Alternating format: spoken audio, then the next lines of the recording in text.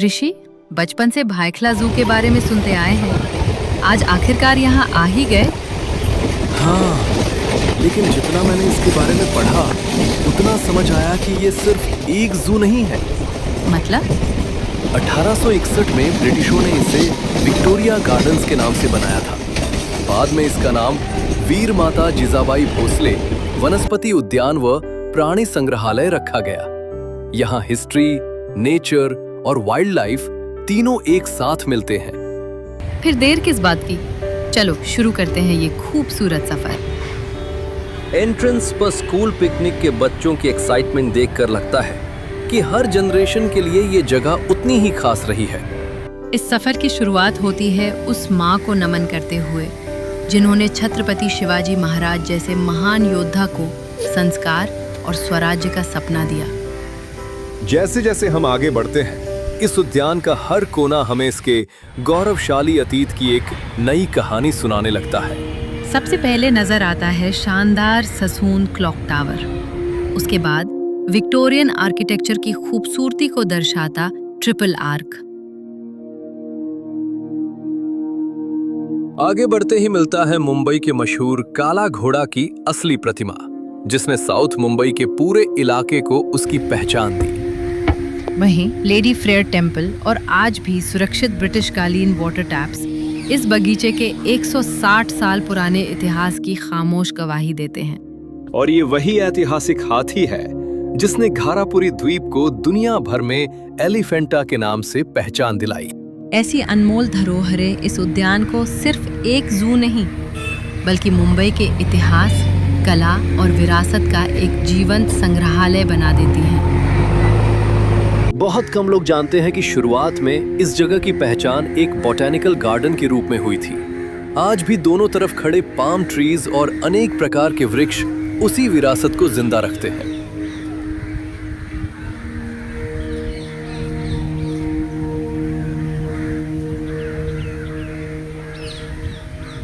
इतिहास की इन कहानियों के बीच ये जापानीज गार्डन कुछ पल ठहरने का एहसास कराता है।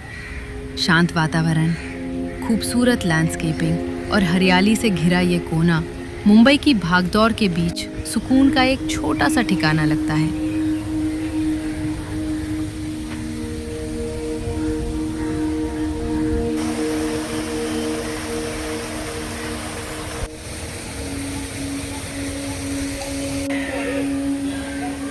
अब चलिए उस हिस्से की तरफ जहां रंग, आवाजें और नेचर का एक अलग ही संसार हमारा इंतजार कर रहा है।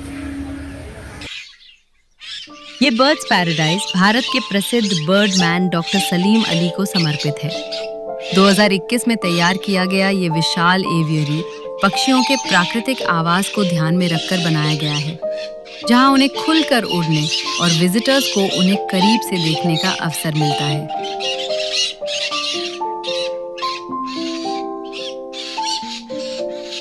हर एनक्लोजर में अलग रंग, अलग अंदाज और हर पैराकीट अपनी अनोखी खूबसूरती से विजिटर्स का ध्यान अपनी ओर खींच लेता है।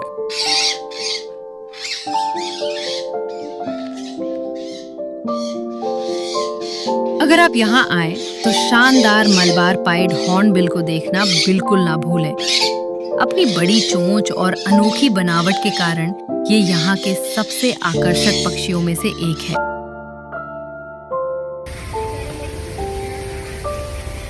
अगर बर्ड्स पैराडाइज ने आपको प्रभावित किया है तो एक्वाटिक बर्ड्स एग्जिबिट आपका अनुभव और भी खास बना देगा। वुडन ब्रिज पर चलते हुए क्रेन, स्टॉर्क और हेरन जैसे पक्षियों को अपने सिर के ऊपर से उड़ते देखना किसी नेचर डॉक्यूमेंट्री का हिस्सा होने जैसा लगता है। बोटैनिकल गार्डन में 30 से भी अधिक पक्षियों की प्रजातियां स्वतंत्र रूप से रहती हैं। बस एक छोटी सी विनती, इनक्लोजर में प्रवेश करने से पहले डूज और डोंट्स जरूर पढ़ें और इन खूबसूरत मेहमानों की शांति का सम्मान करें। अब बारी है इस जू के सबसे प्यारे सितारों से मिलने की, हम्बोल्ट पेंगुइन्स। 2016 में दक्षिण कोरिया से आए इन नन्हे मेहमानों ने देखते ही देखते विजिटर्स का दिल जीत लिया। पेंगुइन्स की सिर्फ प्यारी सी चाल ही नहीं, बल्कि पानी में उनका तेज और प्लेफुल स्विमिंग स्टाइल भी उतना ही शानदार होता है। कुछ पल इन्हें देखते रहिए और यकीन मानिए, आपके चेहरे पर भी मुस्कान आ जाएगी।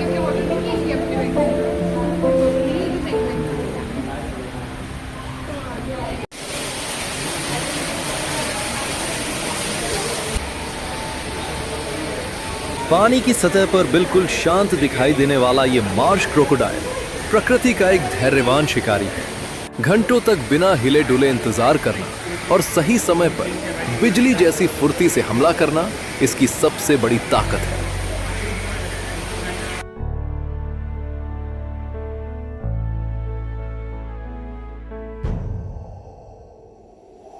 अपनी मजबूत खोल के साथ ये टर्टल लाखों वर्षों के विकास का एक जीवित उदाहरण है। धीरे धीरे चलने वाला ये जीव हमें याद दिलाता है कि प्रकृति में हर सफर तेज होना जरूरी नहीं होता। अब चलते हैं मैम्स जोन की ओर। जंगल का ये शाही शिकारी कुछ ही पलों के लिए सही, लेकिन अपनी मौजूदगी का एहसास जरूर करा गया। लेपर्ड्स उस समय अपनी आफ्टरनून नैप का आनंद ले रहे थे। क्या आप जानते हैं, लेपर्ड की सुनने की क्षमता इंसानों से लगभग 5 गुना ज्यादा होती है, जिससे वो जंगल की हल्की सी आहट भी पहचान लेता है। आगे हमें sambar, swamp deer, barking deer और स्पॉटेड डियर जैसी कई प्रजातियां देखने को मिली।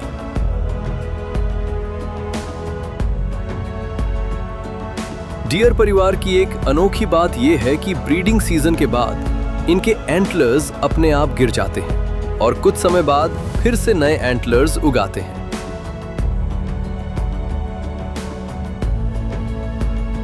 प्रकृति का ये चक्र सचमुच अद्भुत है।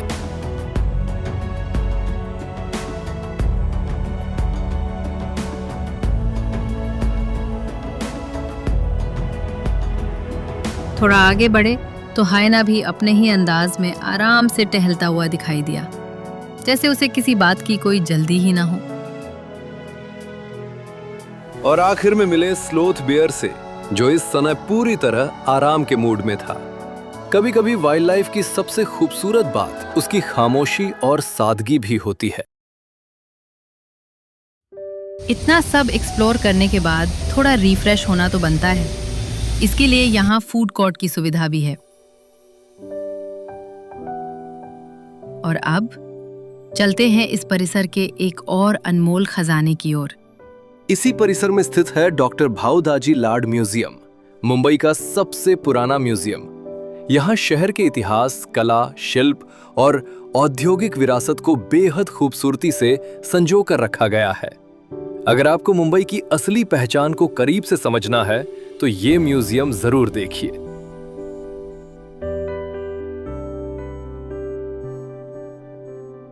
यही खासियत इस पूरे परिसर को अनोखा बनाती है, जहाँ एक ही जगह इतिहास, विरासत, वनस्पति, वन्य जीवन और कला सब एक साथ देखने को मिलते हैं। अगर आपने अभी तक इस अनमोल धरोहर को नहीं देखा है तो अपनी मुंबई बकेट लिस्ट में इसे जरूर शामिल कीजिए। यकीन मानिए, यहाँ से आप सिर्फ तस्वीरें नहीं बल्कि ढेर सारी यादें और कहानियां भी साथ लेकर लौटेंगे।